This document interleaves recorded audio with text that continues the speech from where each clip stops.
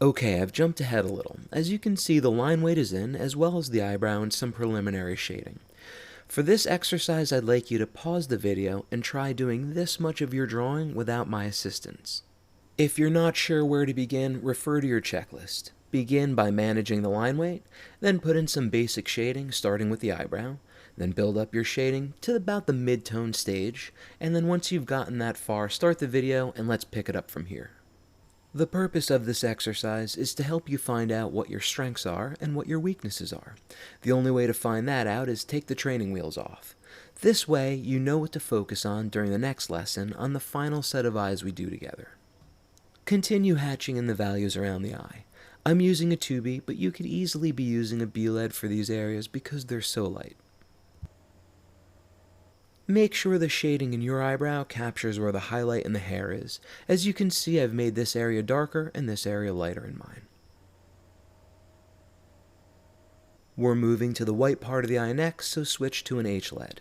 This highlight is great because you can really see the difference between what's truly first value against the rest of the eye, which to the untrained eye looks white, but you now know is clearly second value. Just lightly outline the highlight so you don't shade over it.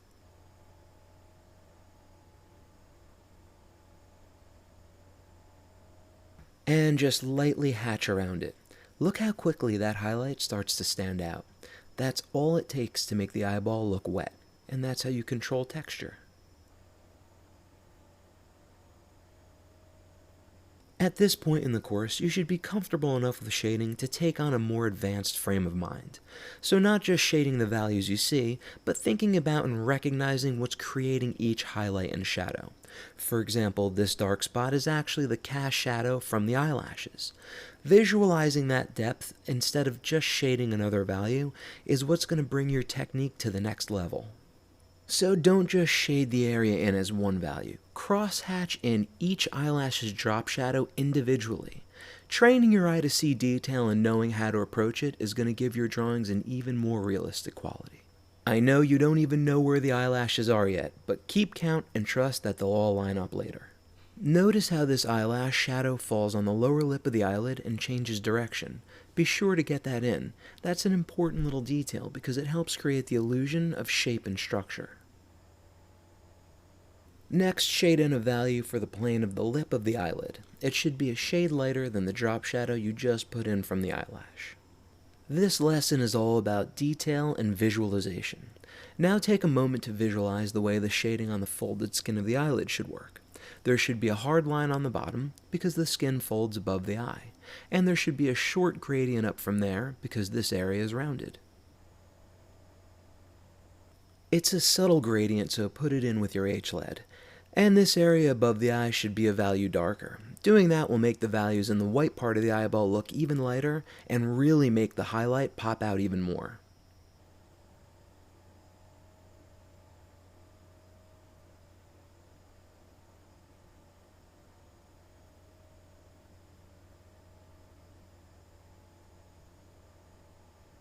The shading on the side of the nose is barely second value, but still important.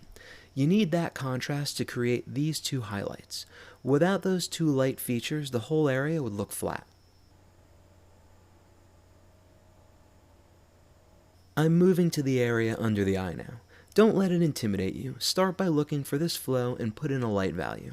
To simplify it even more, you can just shade right over the highlight. You can always extract the highlight later using your sharpened eraser.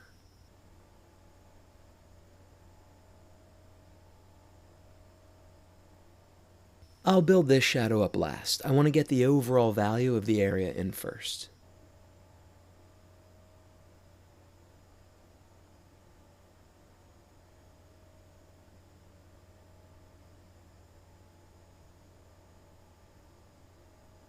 Okay, this is another good example of shadow detail.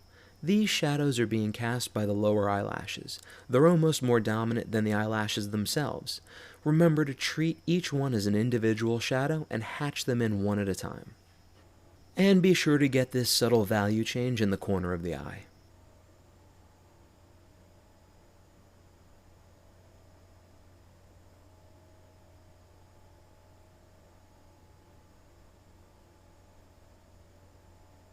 I'm going to begin building up the darker area under the eye next. I've chosen to use an H-lead even though it's well within the value range of the B-lead because it's a girl's eye.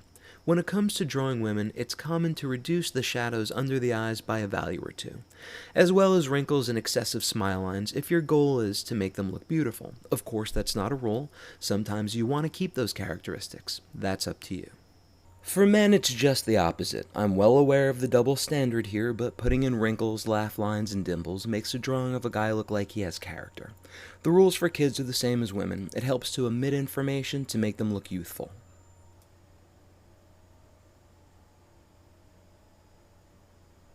I'm just noticing that the value under the iris can be a bit darker. Next, I'm going to put in the tiny lower eyelash hairs. Do your best to line them up with their cast shadows.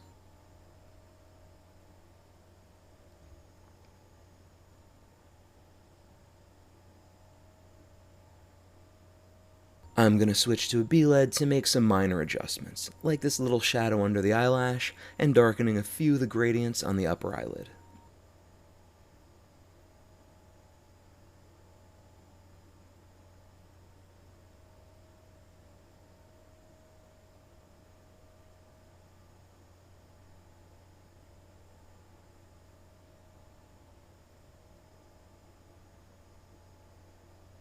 And I'm going to bring the value under the eye back up to its correct darkness now, just to keep the purists happy.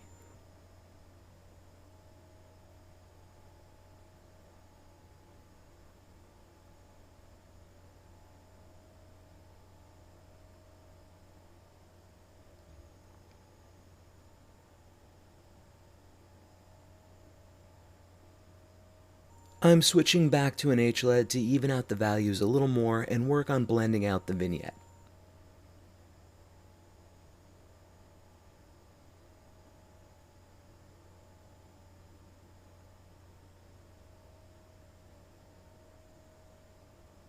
I'm just adding a little shading here, not eyebrow hairs. Make sure to cross-hatch the area so the lines you put down aren't mistaken for hairs.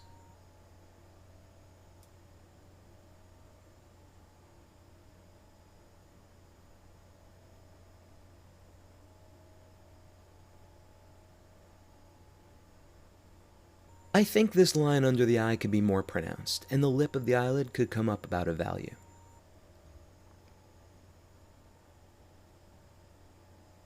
It's important to get this value right because it causes a sort of chain reaction of values to look more dynamic. By darkening the lip of the eyelid, it makes the white of the eyeball seem lighter, and that makes the highlight pop more. Next, using your sharpened eraser, erase a thin line to create this highlight. Then go back into the other highlights and clean them up so that they're as bright as possible.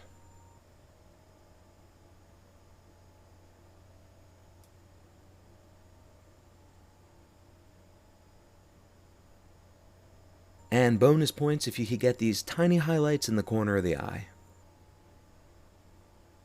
If you have trouble getting a spot that small, just erase, then go back in with your H-lead and reapply the shading around the highlight.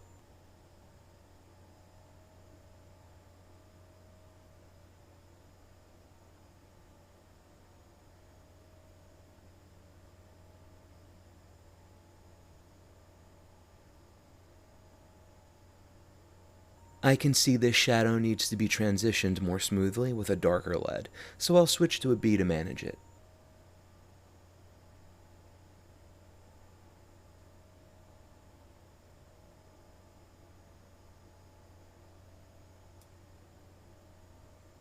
Notice how this line continues from the eyelid right through the eyebrow. That's that flow I keep talking about. Use it to confirm that all the features in your drawing are lining up and in harmony. If you continue it, it should flow right into the eyebrow and then back into the curve of the eyelash perfectly. I'm going to talk more about this in the next lesson. That coil the line makes is called a Fibonacci sequence. It's sacred math, like a snail shell. It's a perfect mathematical flow found in nature.